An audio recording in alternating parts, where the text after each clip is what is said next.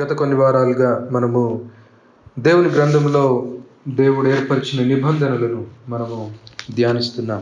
దేవుడు ఏర్పరిచిన నిబంధనలు మనం చూస్తున్నాం. దేవుడు ఏర్పరిచిన ఆ నిబంధనలు మనమందరము గ్రహించాలి, అవి ప్రాముఖ్యమైనవి అని ఎంచి వాటిని గురించి మనం ధ్యానిస్తున్నాం. ఇక్కడ 12వ అధ్యాయంలో దేవుడు అబ్రహాంతో చేసిన నిబంధన మనము ఇక్కడ చూడొచ్చు. అబ్రహాంతో దేవుడు మాట్లాడుతూ ఆయనను ఆ ప్రజల నుండి వేరుపరుస్తూ దేవుడు ఆయనతో మాట్లాడుతూ మరి ఒక నిబంధన ఇక్కడ దేవుడు చేస్తున్నాడు. ఈ నిబంధన యొక్క ప్రాముఖ్యత ఏంటి అనంటే, ఇక్కడ నుండి దేవుడు తన ప్రత్యేకమైన కృపను చూపించడం మనము గ్రహించవచ్చు. దేవుడు ఇంతవరకు అంతా కామన్గా వెళ్తుంది, అందరూ సమానంగా వెళ్తున్నారు. అయితే ఇక్కడ ఒక జనాంగము ప్రారంభమవడం, లేదా తన జనాంగాన్ని దేవుడు ప్రత్యేకపరుస్తున్నాడు అని ఇక్కడ మనం చూడొచ్చు. కాబట్టి ఇది వాస్తవానికి మనమందరము చూడవలసిన నిబంధన, మన కొరకు చేయబడిన నిబంధన. దేవుడు అబ్రహాంతో మాట్లాడుతున్నాడు. అయితే అబ్రహాంతో మాట్లాడుతున్నప్పుడు మనందరి నిమిత్తము రక్షణను సిద్ధం చేస్తూ, లేదా రక్షణ ప్రణాళికను ఆయన అక్కడ వాగ్దానం చేస్తున్నాడు. గత 2 నిబంధనలో మనం చూస్తే ఆదాముతో దేవుడు మాట్లాడుతున్నప్పుడు, ఆదికాండం 3వ అధ్యాయంలో ఆదాముతో దేవుడు మాట్లాడుతున్నప్పుడు ప్రాముఖ్యంగా అక్కడ మనకు కనిపించిన అంశము అపవాది సమూల నాశనం చేయబడడం. దేవుడు చెప్పిన మాట అది, అక్కడ ఎక్కువగా మనకు కనిపించే మాట అది. అపవాది యొక్క అణచివేత, అపవాది యొక్క తల చితకద్రొక్కబడడం, అపవాది లేకుండా చేయబడడం. ఇది చేయబోతున్నాను అని తన రక్షణను గురించి అక్కడ కొంత దేవుడు కనుపరిచాడు. ఆ తర్వాత నోవహు దగ్గరికి వచ్చినప్పుడు సృష్టిని కాపాడబోతున్నాను అని, సృష్టిని కాపాడబోతున్నాను అంటే ఈ 2 ముందు దేవుడు సరిచేశాడు. మనిషి రక్షింపబడాలి అంటే అపవాది సంగతి ముందు తేల్చేశాడు. ఆ తర్వాత 2వ నిబంధనలో సృష్టి సంగతి ఏంటి, మరి మనిషి యొక్క రక్షణలో సృష్టి కూడా అవసరమైంది కదా, మరి సృష్టి సంగతి ఏంటి, దాన్ని కూడా దేవుడు సరిచేశాడు. నోవహుతో దేవుడు ఏమన్నాడంటే, ఇదిగో నీ ప్రాణం కాపాడబడుతుంది, సృష్టిలో ఉంటున్న ప్రతి జీవి కాపాడబడతాయి, కాలములు కాపాడబడతాయి, భూమి మరలా దానిపైకి నీళ్లు రాకుండా నేను నిబంధన చేస్తున్నాను అని దేవుడు ఆ విధంగా సాధారణమైన కాపుదలను గురించి అక్కడ వాగ్దానం చేశాడు. ఇక్కడ ఇప్పుడు మానవునికి ప్రత్యేకమైన కృప చూపిస్తూ, తన పిల్లలకు ఆయన ప్రత్యేకమైన కృపను చూపిస్తూ ఇక్కడ నిబంధన ప్రారంభిస్తున్నాడు. కాబట్టి దేవుని వాక్యం నిబంధన అనే మాట ఎత్తినప్పుడల్లా ఇదిగో అబ్రహాంతో చేసిన నిబంధన, ఇశ్రాయేలుతో చేసిన నిబంధన దేవుడు జ్ఞాపకం చేస్తున్నాడు. నోవహుతో చేసిన నిబంధన అది అందరికీ వర్తిస్తుంది. రక్షింపబడిన వాడైనా రక్షింపబడని వాడైనా అందరికీ దేవుని కాపుదల ఉంటుంది, దేవుడు చేసిన నిబంధన చొప్పున. కానీ ఇక్కడి నుండి ప్రత్యేకించబడడం, లేకపోతే నిజమైన రక్షణ దేవుడు ఇక్కడి నుండి కనుపరుస్తున్నాడు. మంచిది. 12వ అధ్యాయంలో చూస్తే నిబంధనలో లేదా వాగ్దానము ముందుగా మనం చూడొచ్చు. దేవుడిస్తున్న వాగ్దానం 12వ అధ్యాయం 1వ వచనంలో, యెహోవా నీవు లేచి నీ దేశం నుండి, నీ బంధువుల యొద్ద నుండి, నీ తండ్రి ఇంట నుండి బయలుదేరి నేను నీకు చూపించు దేశమునకు వెళ్ళుము. దేవుడు ఇక్కడ అబ్రహాంను ఆ జనాంగం నుండి ప్రత్యేకపరుస్తున్నాడు. ఆ పిలుపు ప్రత్యేకమైన పిలుపుగా మనం చూడొచ్చు. దేవుడు కేవలం అబ్రహాము వెళ్తావా ఇక్కడి నుండి అని సలహాలు ఇవ్వట్లేదు. నువ్వు వెళ్తే బాగుంటుంది అని ఏదో ఊరికే ఆయనకు మాటలు దేవుడు చెప్పట్లేదు. నీవు లేచి నీ దేశం నుండి, నీ బంధువుల యొద్ద నుండి, నీ తండ్రి ఇంటి నుండి వెళ్ళి లేచి నేను నీకు చూపించు ప్రదేశమునకు వెళ్ళుము అని దేవుడు ఆ పిలుపును ఇచ్చినప్పుడు అబ్రహాము ఆ పిలుపు చేత, ఆ పిలుపునకు విధేయుడై అక్కడి నుండి బయటకు వెళ్తాడు, అక్కడి నుండి బయలుదేరుతాడు. ఇదిగో దేవుడు చేస్తున్న వాగ్దానం ఏంటి అని అంటే, అబ్రహాము నిన్ను గొప్ప జనముగా నేను చేస్తాను. దేవుని వాగ్దానంలో ఇది ఒక భాగం. నీ సంతానమును అభివృద్ధి పరచబోతున్నాను. ఆకాశ నక్షత్రముల వలె, ఇసుక రేణువుల వలె నీ సంతానమును నేను విస్తరించబోతున్నాను. ఈ మాట మనం ఎక్కడ చూసామంటే, వాస్తవానికి ముందు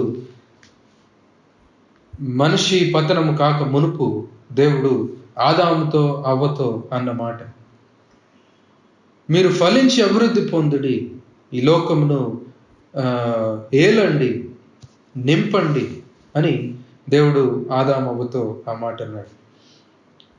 మళ్ళీ అదే మాట నోవహుతో. అందరూ సంహరించబడ్డారు, తుఫాను చేత అందరూ సంహరించబడ్డారు. నోవహు కుటుంబం మాత్రమే మిగిలి ఉంది. మళ్ళీ దేవుడు నోవహుతో ఏమంటాడంటే, మీరు వెళ్ళి ఫలించి అభివృద్ధి పొందండి, మీరు వెళ్ళి భూలోకం అంతటిని నింపండి, సృష్టిని అంతటిని ఏలండి అని నోవహుతో చెప్తాడు. ఇక్కడ అబ్రహాముకు ప్రత్యేకంగా ఆ వాగ్దానం ఇస్తున్నాడు. అంటే దేవుని ప్రణాళిక ముందు నుండి తన స్వరూపంలో చేయబడిన మనుష్యులు లేదా తన స్వరూపంలో చేయబడిన తన కుమారులు భూలోకమంతటా వ్యాప్తి చెంది తన ఘనతను ప్రచురం చేయాలి. ఇది ఆయన యొక్క ఉద్దేశం. ఇది దేవుడు అబ్రహాముకు మరలా జ్ఞాపకం చేస్తూ ఆయనను దీవిస్తున్నాడు, ఆయనను ఆశీర్వదిస్తున్నాడు.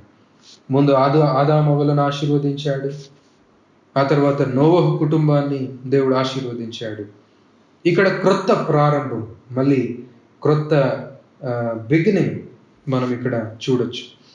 ఇదిగో అబ్రహాము, నిన్ను గొప్ప జనముగా చేసి నిన్ను ఆశీర్వదించి నీ నామమును గొప్ప చేయుదును, నీవు ఆశీర్వాదముగా నుందువు. అదే క్రమంలో దేవుడు అంటున్న మాట ఏంటి అని అంటే, నీ సంతానమును నేను వర్ధిల్లింపజేస్తాను. అబ్రహాముకి ఇవ్వబడుతుంది ఆ వాగ్దానం. అదే క్రమంలో అతని సంతానం కూడా వర్ధిల్లింపజేయబడుతుంది. 3వ వచనంలో చూస్తే, నిన్ను దూషించు వారిని శపించెదను, భూమి యొక్క సమస్త వంశములన్నీ నీ యందు ఆశీర్వదింపబడునని అబ్రహాముతో అనగా, దేవుడు అబ్రహాము చేస్తున్న వాగ్దానంలో అది ఇంకొకటి. భూలోకం యొక్క సమస్త వంశములు నీలో ఆశీర్వదింపబడతాయి. నీకు సంతానం ఇవ్వబోతున్నాను, ఇసుక రేణువుల వలె నీ సంతానం చేయబోతున్నాను. ఇంకొక దగ్గర వచ్చే అధ్యాయాల్లో మనం ఏం చూస్తామంటే, ఈ దేశాన్ని నీకు ఇవ్వబోతున్నాను, ఈ ల్యాండ్ లేదా కానాను దేశము నీకు ఇవ్వబోతున్నాను.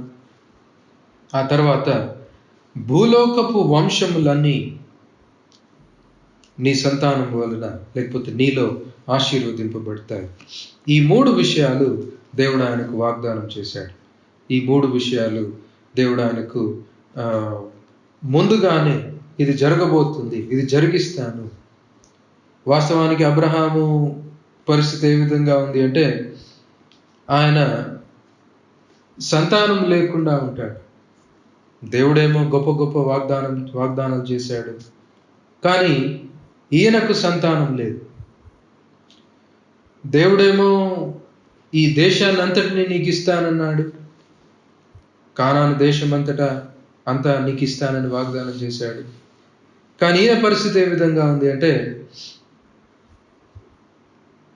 యాత్రికునిలాగా, పరదేశిలాగా తన స్వదేశంలో ఆయన బ్రతుకుతున్నాడు.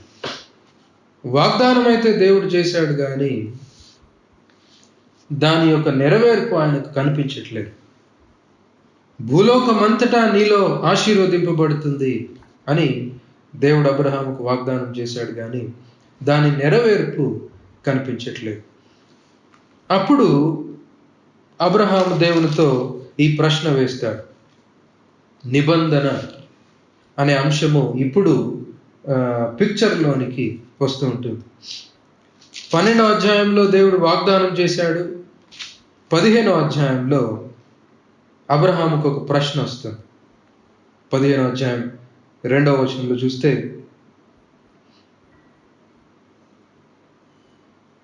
లేకపోతే 1వ వచనం నుండి మనం చూసినట్లయితే, ఇవి జరిగిన తరువాత యెహోవా వాక్యము అబ్రహామునకు దర్శనమందు వచ్చి, అబ్రామా, భయపడకుము, నేను నీకు కేడము, నీ బహుమానము అత్యధికమగునని చెప్పెను. మళ్ళీ ఒకసారి దేవుడు ఆయనకు కనబడి, నీ బహుమానము అత్యధికమగును అబ్రహాము. ఈ ఆశీర్వాదం అన్నప్పుడల్లా దాన్ని మనము శారీర రీతిగా మనం చూస్తాం, కానీ వాస్తవానికి అది ఆత్మ సంబంధమైన ఆశీర్వాదం. సంతానం అంటే క్రొత్త నిబంధన పౌలు గలతీయులకు రాసిన పత్రికలు ఏమంటాడంటే, అది యేసుక్రీస్తుని గురించి వ్రాయబడిన మాట. యేసుక్రీస్తు ద్వారా భూలోక వంశములన్నీ కూడా ఆశీర్వదింపబడతాయి. మరి యేసుక్రీస్తు వలన కలిగే ఆశీర్వాదం ఏంటి? దేవుని ఉద్దేశం ఏంటి? ఆశీర్వదిస్తాను, భూలోక వంశములన్నీ ఆశీర్వదింపబడతాయి, నీ సంతానం వలన ఆశీర్వదింపబడతాయి అంటే ఉద్దేశం ఏంటి? క్రీస్తు అబ్రహాము సంతానముగా జన్మించి ఆయన ద్వారా భూలోక వంశములన్నీ, అది భారతదేశమైనా, ఆఫ్రికా దేశమైనా, అడవి జాతి ప్రజ అయినా, ఎలాంటి ప్రజ అయినా, ఎలాంటి జాతి అయినా, ప్రతి వంశములో, ప్రతి జాతి, ప్రతి భాషలో నుండి దేవుడిచ్చిన వాగ్దానం చొప్పున అబ్రహాము యొక్క సంతానమైన క్రీస్తులో ప్రతి వంశము ఆశీర్వదింపబడుతుంది. ఈ ఆశీర్వాదాన్ని మనం చూస్తే అదేం ఆశీర్వాదం? ఆత్మ సంబంధమైన ఆశీర్వాదం. నిత్య జీవము దేవుడు క్రీస్తు ద్వారా అనుగ్రహిస్తున్నాడు. కాబట్టి దేవుడు దీవిస్తున్న ఈ దీవెన, అబ్రహాముకు దేవుడిస్తున్న ఈ ఆశీర్వాదము మనము ఈ వెలుగులో చూడాలి. అప్పటి నుండి దేవుని ఉద్దేశం అదే. ఇదిగో రక్షణ, నిత్య జీవము, ఆత్మ సంబంధమైన దీవెన. అయితే దేవుడు వాగ్దానం చేశాడు, కానీ అబ్రహాము జీవితాన్ని చూస్తే అవేమీ జరగట్లేదు.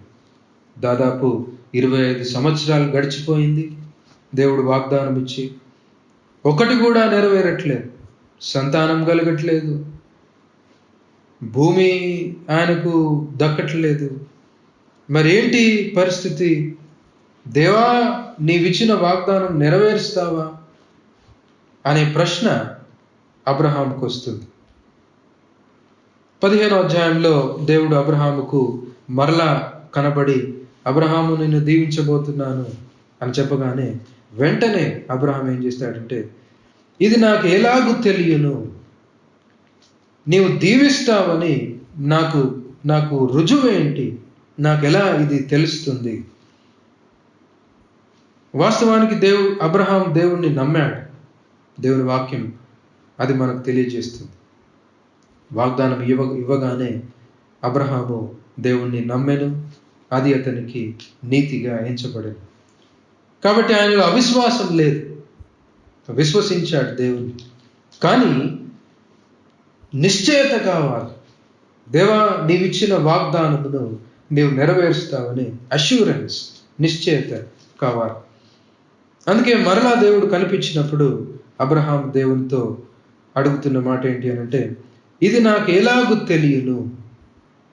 15వ అధ్యాయంలో అబ్రహాము దేవునితో అంటున్న మాటది 8వ వచనంలో మనం చూడొచ్చు. లేకపోతే 7వ వచనం నుండి నేను చదువుతున్నా. మరియు ఆయన, నీవు దేశమును స్వతంత్రించుకున్నట్లు దాన్ని నీకిచ్చుటకు కల్దీయుల ఊరను పట్టణంలో నుండి నిన్ను యువతలకు తీసుకొని వచ్చిన యెహోవా నేనే అని చెప్పినప్పుడు అతడు, ప్రభు అయిన యెహోవా, నేను దీన్ని స్వతంత్రించుకొనదనని నాకెట్లు తెలియను అనగా, ఇది నాకు తప్పకుండా నెరవేర్చబడుతుంది అని ప్రభువా నాకు ఎలాగూ తెలియను అని అబ్రహాం దేవుణ్ణి అడిగినప్పుడు దేవుడు నిబంధనను అక్కడ జరిగిస్తాడు. కాబట్టి వాగ్దానము లేకపోతే ప్రేమ, కృప, ఆ కృపను స్థిరపరచడానికి నిబంధన దేవుడు అబ్రహాంతో చేస్తున్నాడు. అది మనము 10వ వచనం నుండి లేకపోతే 9వ వచనం నుండి 16వ వచనం వరకు మనం చూస్తాం. ఈ మాటలన్నీ అయిపోయిన తర్వాత దేవుడు అబ్రహాంతో ఏమంటాడంటే, అబ్రహాము, ఇదిగో పలానా పశువును తీసుకో, గొర్రెపిల్లను, పొట్టేలును, మేకను నీవు తీసుకొని దాన్ని 2 భాగాలుగా విభజించి అక్కడ దాన్ని ఉంచు. ఇది నిబంధనకు గుర్తుగా దేవుడు చేస్తున్న కార్యం. అబ్రహాముకు అదంతా తెలుసు.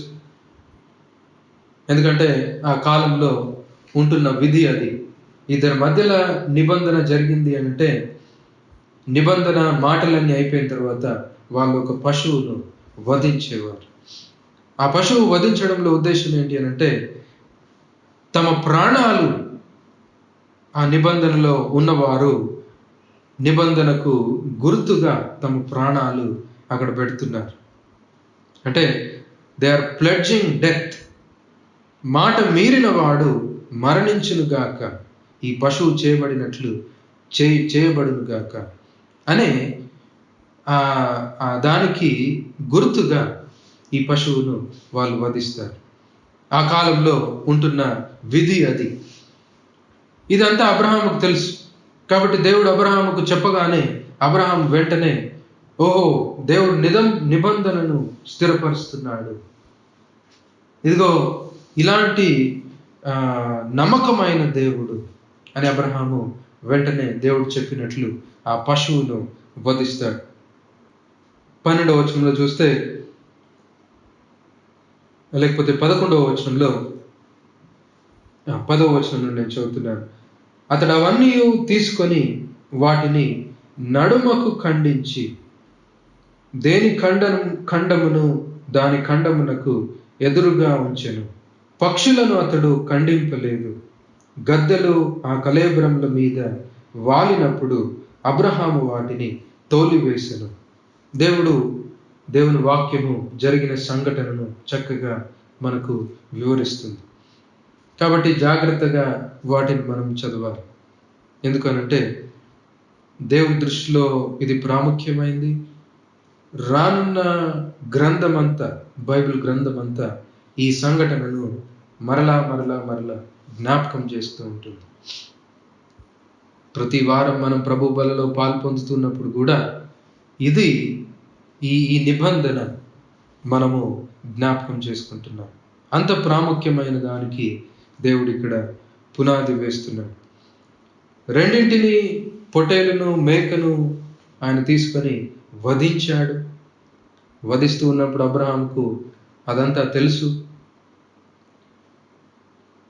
నిబంధన జరుగుతుంది దేవునికి నాకు మధ్యలో. నిబంధన మీరిన వాడు ఆ విధంగా నరికివేయబడతాడు అని అబ్రహాంకు తెలిసి దాన్ని వధిస్తాడు. తెలుసు అని ఎందుకు మరలా చెప్తున్నానంటే, ఒక పుస్తకంలో చూస్తే ఆ కాలంలో ఉంటున్న కొన్ని పత్రాలు, ఉంటున్న కొన్ని రచనలు వెలువడ్డాయి, దొరికాయి. దాంట్లో అక్కడక్కడ ఫలానా వ్యక్తితో నిబంధన చేసుకున్నారు, నిబంధన అయిపోయిన తర్వాత ఒక గొర్రె పిల్లను వధించారు అని చరిత్ర, అక్కడక్కడ జరిగిన సంఘటనలు, ప్రాముఖ్యంగా మన వైపు అంటే ఈశాన్య దేశాలు, ఇటువైపు అలాంటి సాంప్రదాయం ఉండేది. ఇద్దరు వ్యక్తుల మధ్య ఒక ఒడంబడిక జరిగింది. అగ్రిమెంట్ అని ఇంతకుముందు నేను ఆ పదం వాడాను, కానీ వాస్తవానికి అంతకన్నా ఎక్కువ ఇక్కడ జరుగుతుంది. అందుకే దాన్ని నిబంధన అని అన్నారు. బంధము అనే పదం దాంట్లో మనం చూడొచ్చు. వట్టి అగ్రిమెంట్ కాదు, వట్టి ఒడంబడిక కాదు, బంధము వీరి మధ్య ఏర్పడుతుంది. వీరిద్దరూ ఒక దానిపైన నిలబడుతున్నారు, నిబంధన అని అందుకే దాన్ని అన్నారు. కాబట్టి ఆ కాలంలో ఏం చేసేవాళ్ళంటే, ఒక ఇద్దరు వ్యక్తులు నిబంధన చేసుకున్నారు, ఒక దాని గురించి నిబంధన చేసుకున్నారంటే, మాటలు అయిపోయిన తర్వాత ఒక పశువుని తీసి దాన్ని వధించేవారు.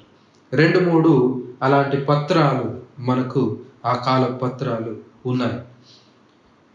దేవుడు అబ్రహాముతో ఈ మాటలు చెప్తూ ఉంటే అబ్రహాము హృదయంలో నిశ్చయత కలగకుండా ఉంటుందా?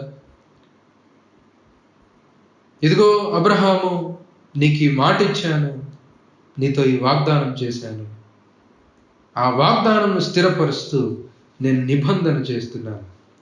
ఈ పశువు వధింపబడినట్లు ఒకవేళ ఈ మాట నిలబడనట్లయితే,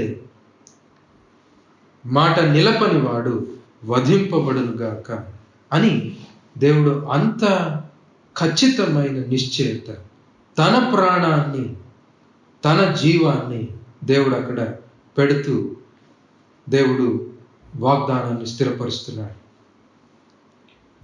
11వ వచనంలో చూస్తే ఒక విచిత్రమైన మాట మనం అక్కడ చూడొచ్చు.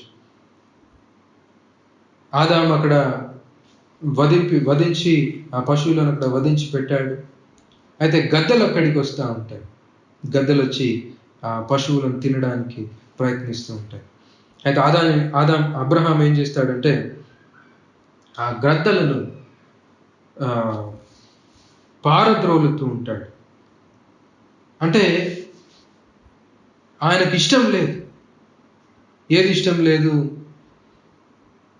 చంపబడద్దు, ఈ మాట లేకపోతే ఈ వాగ్దానము నెరవేరకుండా ఉండకూడదు, నెరవేరకుండా ఉండి ఆ వ్యక్తి చంపబడకూడదు, చంపబడి అతని శరీరము గ్రద్దలు తినకూడదు అని వాగ్దానము నెరవేరబడాలని ఆశతో ఉన్నాడు. కాబట్టి ఆ పశువు, సింబాలిక్గా ఉన్న ఆ పశువు పైకి గ్రద్దలు వస్తూ ఉంటే వాటిని వెళ్ళగొడుతున్నాడు. ఇది అక్కడ జరుగుతున్న సంఘటన. ఆ మాట ఎందుకు జ్ఞాపకం చేస్తున్నానంటే, బహుశా యేసుక్రీస్తు ప్రభు యొక్క పునరుత్థానం గురించి ఇక్కడ కొంత కనబడుతుందేమో. ధ్యానిస్తున్నప్పుడు నాకు అది జ్ఞాపకంలోనికి వచ్చింది. ఎందుకు అనంటే, యేసుక్రీస్తు ప్రభువు ఆయన నిబంధన మీరిన వారి కొరకు ఆయన మరణించాడు. వాస్తవానికి మనము వధింపబడాలి, కానీ ఆయన వధింపబడ్డాడు. అయితే వెంటనే శిష్యులందరూ వెళ్ళి ఆయన యొక్క శరీరాన్ని తీసుకొని చక్కగా దాన్ని ఆయన యొక్క శరీరాన్ని వాళ్ళు సమాధి చేస్తారు. అబ్రహాం బహుశా అలాంటిది ఇక్కడ ఆయన చేస్తున్నాడని నాకు వచ్చిన ఆలోచన. చనిపోవడం, ఈ వాగ్దానం నెరవేరబడకుండా ఒకరు చనిపోవడం ఆయనకి ఇష్టం లేదు.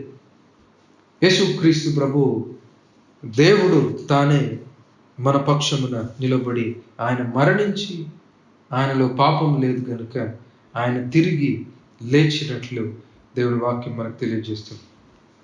కాబట్టి ఇక్కడ అబ్రహాం దేవుడు చెప్పినట్లే ఆ పశువును వధించాడు. వధించిన తర్వాత ఏం జరుగుతుంది అంటే 17వ వచనంలో, మరియు ప్రొద్దుగుంకి కటిక చీకటి పడినప్పుడు రాజుచున్న పొయ్యియు అగ్నిజ్వాలయు కనబడి ఆ ఖండముల మధ్య నడిచిపోయేను. బహు ప్రాముఖ్యమైన సంఘటన ఇక్కడ మనము చరిత్రలో చూస్తున్నాం. మానవాళి చరిత్రలో ఒక ఉత్తమమైన సంఘటన ఇక్కడ చూస్తున్నాం. పశువు వధింపబడింది.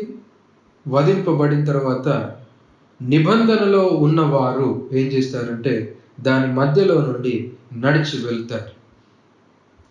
నిబంధన మీరితే నేను కూడా అలా అవుదును గాక అని రెండింటి మధ్యలో వాళ్ళు నడిచి వెళ్తారు. ఇదిగో ఇక్కడ దేవుడు వచ్చి రాజుచున్న పొయ్యియు అగ్నిజ్వాలయు ఆ రెండింటి మధ్యలో నడిచి వెళ్ళడం అబ్రహాము దర్శన రీతిగా ఆయన చూస్తున్నాడు. ఒకసారి ఆలోచించండి. దేవుడు వాగ్దానం చేశాడు. వాగ్దానము చేయడమే ఎంతో గొప్ప సంగతి.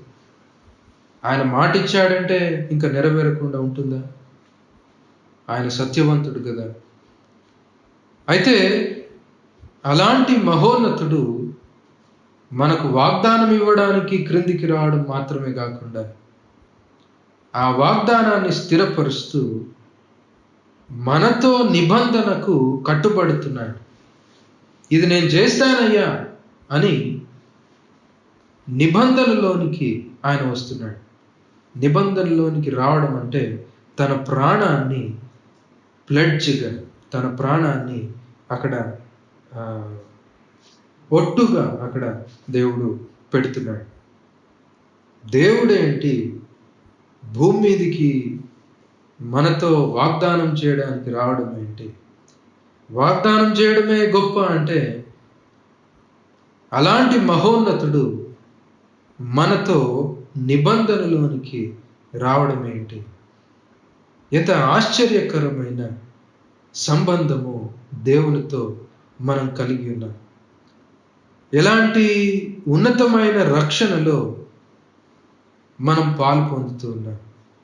రాజుచున్న పొయ్యి అగ్నిజ్వాల ఆ రెండింటి మధ్యలో నడిచి వెళుతూ ఉంటుంది. కళ్ళకి కనిపించే విధంగా దేవుడు అబ్రహాంకు చూపిస్తున్నాడు. మాటతో చెప్పాడు.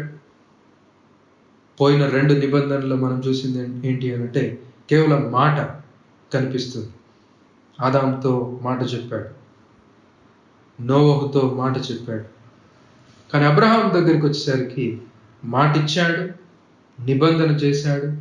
నిబంధన చేసి ఆ తర్వాత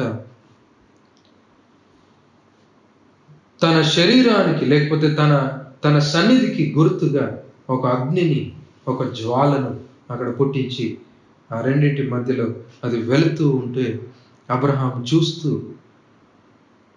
బహు సంపూర్ణమైన నిశ్చయతలోనికి అతడు తప్పకుండా వచ్చి ఉంటాడు. అంతే కదా. ఆ కాలపు వ్యక్తులముగా మనము దాన్ని ఆలోచిస్తే నిబంధన యొక్క కాన్సిక్వెన్సెస్ మనకు తెలిసి ఉంటుంది. కాబట్టి దేవుడు తన ప్రాణాన్ని నిబంధనకు ప్లెడ్జ్గా ఇస్తున్నాడు. ఇదిగో దేవుడిచ్చిన ఈ మాట తప్పకుండా నెరవేర్చబడుతుంది అని, దేవుడు తప్పకుండా రక్షిస్తాడు, విమోచిస్తాడు, నిత్య జీవమును అనుగ్రహిస్తాడు. కానాను దేశముకు సాదృశ్యంగా, పరలోకానికి సాదృశ్యంగా ఉన్న కానాను దేశంలో నన్ను ప్రవేశపెడతాడు. ఇదిగో దేవుడు ఇలాంటి నిబంధన చేస్తున్నాడు అని అబ్రహాము తన విశ్వాసంలో స్థిరపరచబడి ఉంటాడని మనం చూడొచ్చు. అక్కడి వరకు 15వ అధ్యాయం ముగించి వేయబడుతుంది. 15వ అధ్యాయంలో దేవుడు నిబంధనను స్థిరపరుస్తాడు. 12వ అధ్యాయంలో వాగ్దానం చేశాడు. ఆ వాగ్దానాన్ని స్థిరపరుస్తూ నిబంధన చేశాడు. ఆ తర్వాత ఏం జరుగుద్ది అంటే 16వ అధ్యాయంలో అబ్రహాము హాగరును ఆయన భార్యగా, లేకపోతే హాగరును దాసిగా ఆయన తీసుకుంటాడు. మళ్ళీ అబ్రహాము దేవుడిచ్చిన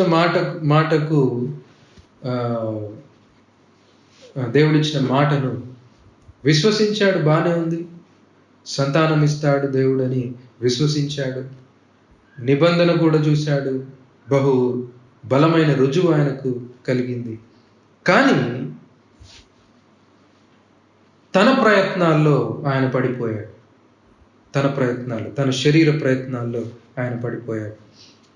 చాలాసార్లు మన రక్షణ కూడా మనము అలా తప్పుదోవ పడుతూ ఉంటాం. దేవుడిచ్చిన రక్షణ దేవుడు అంతం వరకు ఆయన కొనసాగింపజేస్తాడు. మళ్ళీ మనము మన స్వనీతి పైన ఆధారపడి దాని ద్వారా దేవుడు నన్ను రక్షిస్తాడు అని మన స్వంత కార్యాలపైన మనము ఆధారపడకూడదు. గలతీయులకు రాసిన పత్రికలో అక్కడ ఉంటున్న సమస్య అదే.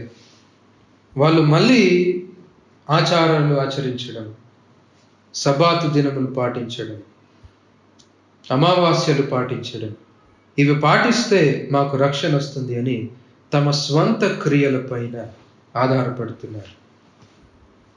ఇది అబ్రహాం కూడా ఇక్కడ అలాంటిదే చేస్తున్నాడు. దేవుడు నిబంధన ఇచ్చి నిబంధనతో వాగ్దానాన్ని స్థిరపరిచినప్పుడు కూడా తన స్వంత క్రియల్లో ఆయన వెళ్తాడు. హాగరు ద్వారా సంతానము సంపాదించడానికి ఆయన వెళ్ళినప్పుడు దేవుడు మళ్ళీ 17వ అధ్యాయంలో అబ్రహాముకు ఆయన దర్శనం ఇస్తాడు. ఆయన ప్రత్యక్షం అవుతాడు. 17వ అధ్యాయం 1వ వచనంలో చూస్తే, అబ్రహాము 99 ఏళ్లైన వాడప్పుడు యెహోవా అతనికి ప్రత్యక్షమై, నేను సర్వశక్తి గల దేవుడను, నా సన్నిధిలో నడుచుచు నిందారహితుడవై యుండుము, నాకును నీకును మధ్య నా నిబంధనను నియమించి నేను అత్యధికముగా అభివృద్ధి పొందించదనని అతనితో చెప్పాను. మళ్ళీ దేవుడు అబ్రహాం దగ్గరికి వచ్చి, అబ్రహాము, ఇదిగో నేనిచ్చిన నిబంధన నేను స్థిరపరచబోతున్నాను, నీ సంతానమును అత్యధికము చేయుదును, నీకు నాకు మధ్య నిబంధన ఉంది కదా, నీవు నా ముందు నిందారహితుడవై ఉండాలి అని అబ్రహాముతో ఆ మాట చెప్పి క్రింద ఏం చేస్తాడంటే, ఇదిగో అబ్రహాము, నా నిబంధనకు గుర్తు ఇస్తున్నాను అని సున్నతి అనే గుర్తు దేవుడు అబ్రహాంకి ఇస్తాడు. చూస్తున్నారా ఎలా వెళుతుందో? మాట ఇచ్చాడు, వాగ్దానం చేశాడు. ఈ వాగ్దానం ఎలా నెరవేర్చబడుతుంది నాకు ఎలాగో తెలియను ప్రభువా అని అబ్రహాం అన్నందుకు నిబంధన చేసి స్థిరపరిచాడు. నిబంధన చేసిన తరువాత ఆ నిబంధనను జ్ఞాపకం చేస్తూ ఒక గుర్తు దేవుడు అబ్రహాంకి ఇస్తున్నాడు. అది 17వ అధ్యాయంలో మనం చూస్తాం. 17వ అధ్యాయం 10వ వచనంలో చూస్తే, 17వ అధ్యాయం 10వ వచనంలో, నాకును నీకును నీ తర్వాత నీ సంతతికి మధ్య మీరు గైకొనవలసిన నా నిబంధన ఏదనగా, మీలో ప్రతి మగవాడు సున్నతి పొందవలెను, మీరు మీ గోప్యాంగ చర్మమున సున్నతి పొందవలెను, అది నాకు నీకు మధ్య నున్న నిబంధనకు సూచనగా ఉండును. ఇదిగో ఈ సూచన కూడా ఇస్తున్న అబ్రహాము అని ఆ గుర్తు దేవుడు ఇస్తాడు. కాబట్టి నిబంధన గుర్తులను మనము అంత సామాన్యంగా మనం తీసుకోకూడదు. పోయిన వారం మనం చూసినట్లు నోహుతో నిబంధన చేసినప్పుడు ఏం గుర్తు పెట్టాడు అక్కడ దేవుడు? ఎవరికైనా జ్ఞాపకం ఉందా? మర్చిపోయారు. దేవుడు పెట్టిన గుర్తు ఏంటి అని అంటే రెయిన్బో కనిపిస్తుంది. ధనస్సు దేవుడు పెట్టాడు. గుర్తు, ఆ గుర్తు కేవలం అక్కడ గుర్తులాగా ఉండడం కాదు, కానీ దేవుడిచ్చే గుర్తులన్నీ ఏం చేస్తాయంటే ఇచ్చిన వాగ్దానాన్ని మనకు కళ్ళకు చూపిస్తూ ఉంటారు. లేదా ఇంకొక మాటలో చెప్పాలి అంటే ఇచ్చిన వాగ్దానాన్ని మోస్తూ ఉంటారు. నిబంధనకు గుర్తు వట్టి గుర్తు కాదు. జాన్ కాల్విన్ అనే దైవజనుడు ఈ గుర్తులను గురించి మాట్లాడుతూ ఏమంటాడంటే, ఆదామవ్వలు పాపం చేశారు. పాపం చేసి వాళ్ళు ఏదైనా తోటలో దాక్కుంటూ ఉన్నప్పుడు చల్లని గాలి వచ్చింది, లేకపోతే గాలి వచ్చింది అనే మాట అక్కడ ఉంటుంది. ఇదిగో అది ఒక గుర్తుగా ఉంది. God is using it as a symbol. వట్టి గుర్తేనా, వట్టి గాలి వచ్చిందా అని అంటే కాదు. గాలి వచ్చినప్పుడు వీళ్ళు ఏం గ్రహిస్తారంటే దేవుని సన్నిధి ఇక్కడ ఉంది అంటే సన్నిధి కనిపించదు, గాలి కనిపిస్తుంది. గాలి కనిపించినప్పుడు దేవుడు అక్కడున్నాడు అని ఆ గుర్తు వాస్తవాన్ని కనుపరిచే విధంగా దేవుడు వాడుకుంటాడు. ఇంద్రధనస్సు కనిపించినప్పుడల్లా, రెయిన్బో కనిపించినప్పుడల్లా ఆ వాగ్దానమును అది మోస్తుంది. దేవుడిచ్చిన వాగ్దానమును అది మోస్తుంది. ఇదిగో ప్రతి ప్రాణిని, ప్రతి మానవుణ్ణి, ప్రతి జీవిని, కాలములను నేను కాపాడుతున్నాను. మీకు నాకు మధ్య ఈ నిబంధన నేను చేసి ఉంటున్నాను, దానికి గుర్తుగా దీన్ని ఉంచాను అని దేవుడు ఆ విధంగా గుర్తులను ఉంచుతున్నాడు. వాటి గుర్తే, కానీ ఆ గుర్తు దేన్ని వాగ్దానముగా మనకు చూపిస్తుందో దాన్ని అది మోస్తుంది అని మనం జ్ఞాపకం ఉంచుకోవాలి. ఇది ఇక్కడ కూడా జరుగుతుంది. అదే దేవుడు అబ్రహాముకు నిబంధన మాత్రమే చేయకుండా నిబంధనను జ్ఞాపకం చేస్తూ ఒక గుర్తును అతనికి దేవుడు ఇస్తాడు. సున్నతి అనే గుర్తు. నీ శరీరంలో నా గుర్తునుంచుతాను అని దేవుడు అబ్రహాముకు ఆ మాట ఇస్తాడు. బహుశా అబ్రహాం ఇంకా మరలా మరచిపోయి మళ్ళీ హాగరు ఇలాంటి ప్రయత్నాల్లో అతడు పడకుండా బహుశా అలా అయి ఉండొచ్చు. దేవుడు నీ శరీరంలో నా గుర్తునుంచుతాను, నా నిబంధనకు గుర్తుగా నీ శరీరంలో నా గుర్తునుంచుతాను. నీ తర్వాత వచ్చిన నీ సంతానం అంతా కూడా ఈ గుర్తు కలిగి ఉండాలి. ప్రతి మగవాడు ఈ గుర్తు కలిగి ఉండాలి అని దేవుడు నిబంధనకు గుర్తుగా సున్నతి అనే గుర్తు దేవుడు అబ్రహాముకు 17వ అధ్యాయంలో ఆయన ఇస్తాడు. ఈ గుర్తును మనం చూసినట్లయితే కనీసం 3 విషయాలు ఇది అబ్రహాముకు జ్ఞాపకం చేస్తుంది. ఒకటి, దేవుడు ఇచ్చిన నిబంధన దేవుడు స్థిరపరుస్తాడు. It is like a seal. అది ఒక ముద్రలాగా పనిచేస్తుంది. దేవుడు ఇచ్చిన మాటకు నిబంధనకు ముద్రలాగా ఈ సీల్ పనిచేస్తుంది. కాబట్టి ఆ గుర్తు కలిగిన వాడు అబ్రహాం యొక్క సంతానమైన ఆ గుంపులో ఉన్న వాళ్ళందరూ ఆ గుర్తును చూసినప్పుడల్లా నేను దేవుని కుమారుడను, నేను దేవుని కుమారులతో సహవాసంలో ఉన్నాను, ముద్ర ఇదే అనే ఆ సీల్ లాగా ఆ గుర్తు పనిచేస్తూ ఉంటుంది. ఆ గుర్తు యొక్క ఉద్దేశం అది. ఇంకొకటి, ఆ గుర్తును దేవుడు ఇస్తున్నప్పుడు మనం దాంట్లో ఏం చూడొచ్చు అంటే,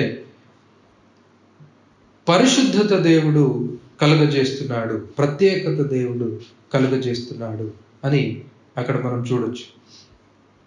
మీరు పరిశుద్ధంగా లేరు, మీరేదో ప్రత్యేకమైన వారని నేను మిమ్మల్ని ఎన్నుకోలేదు, మీలో అపవిత్రత ఉంది, కాబట్టి అపవిత్రత తీసివేయబడాలి. అపవిత్రత తీసివేయబడిన తర్వాతనే ఈ గుంపులో మీకు స్థానం కలుగుతుంది అని దేవుడు ఆ గుర్తును ఆ విధంగా వినియోగిస్తున్నట్లు మనం చూడొచ్చు. అబ్రహాం ఆ గుర్తు ద్వారా ఏం జ్ఞాపకం చేసుకుంటాడంటే, దేవుని కుమారుడనని నేను ముద్ర వేయబడ్డాను,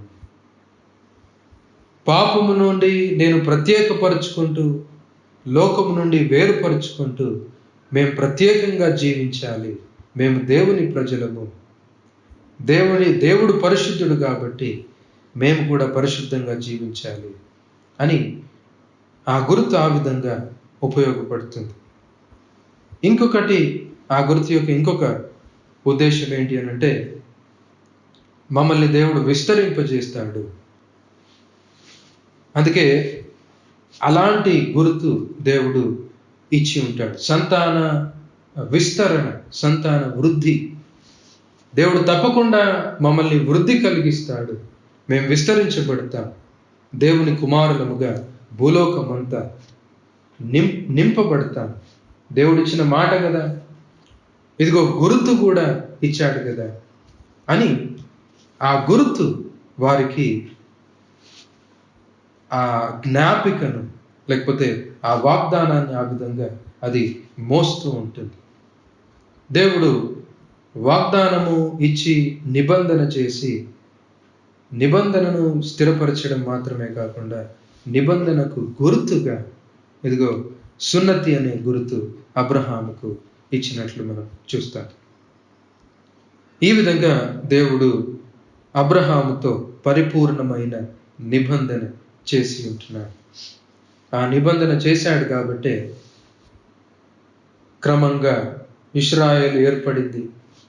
ఇశ్రాయేలులో నుండి యేసుక్రీస్తు వచ్చాడు. యేసుక్రీస్తు వలన భూలోక వంశములన్నీ కూడా రక్షింపబడుతూ, ఇదిగో భారతదేశంలో ఉంటున్న తెలుగు జాతిగా పిలువబడుతున్న మనము కూడా ఈ నిబంధనను బట్టి క్రీస్తు ద్వారా మనం రక్షింపబడి ఉంటున్నాం. మనం కూడా ఈ విధంగానే ముద్ర వేయబడ్డాం. మనం కూడా పరిశుద్ధతలో కొనసాగింపబడాలని, ఈ గుంపులో ఉన్న మనం కూడా ఈ గుర్తును కలిగి ఉండాలా అనే ప్రశ్న నూతన నిబంధనలో వస్తుంది. ఎందుకంటే మనం కూడా ఈ వాగ్దానపు నెరవేర్పులోనే భాగంగా ఉన్నాం. కాబట్టి మనం కూడా ఈ గుర్తు కలిగి ఉండాలా అనే ప్రశ్న వచ్చినప్పుడు దేవుడు అక్కడ ఏం చేస్తాడంటే గుర్తును తీసివేస్తాడు. నూతన నిబంధనలు ఎన్నో పత్రికల్లో మనం ఆ మాట చూస్తాం. గుర్తును తీసివేస్తాడు. గుర్తును తీసివేస్తాడు కానీ గుర్తు చేసే పనులను తీసివేయడు. అక్కడ గుర్తు చేసిన పనులేంటి? ముద్ర ఇస్తుంది, పరిశుద్ధీకరణ జరిగిస్తుంది, ఆ తర్వాత వాగ్దానము స్వతంత్రించుకుంటాం అనే ఆ నిరీక్షణ అది ఇస్తుంది. కాబట్టి క్రొత్త నిబంధనలో ఉన్న మనము ఆ గుర్తు మనం పాటించకూడదు. అది కేవలము బాహ్య సంబంధమైన గుర్తు. దేవుడు అంతరంగములో సత్యము కోరేవాడు. కాబట్టి ఆ గుర్తును దేవుడు మనకివ్వలేదు కానీ ఆ గుర్తు చేసే పనులు మనలో దేవుడు ఉంచాడు. ఏ విధంగా ఉంచాడు అంటే, ముద్ర ఏమో పరిశుద్ధాత్మ వలన దేవుడిచ్చాడు. పరిశుద్ధాత్మ చేత మీరు ముద్రించబడితిరి. You have been sealed with the blessed holy spirit అని దేవుని వాక్యం మనకు ఎఫెసీ పత్రికలో, కొరింథీయులకు రాసిన 2వ పత్రికలో మనం చూస్తాం. ఆత్మ చేత ముద్రింపబడ్డ శుద్ధీకరణ బాప్తిస్మం ద్వారా జరుగుతుంది. వారికి ఆ గుర్తు ఇచ్చాడు దేవుడు. మనకు బాప్తిస్మమును శుద్ధీకరణకు గుర్తుగా దేవుడిచ్చాడు. కాబట్టి గుర్తు అయితే లేదు, కానీ గుర్తు చేసే పనులు ఇంకా తన సంఘంలో, తన జనాంగంలో దేవుడు ఈ విధంగా ఉంచాడు. పరిశుద్ధాత్మ దేవుని దీవెన అన్యజనులపైకి సైతం వచ్చేస్తాడు.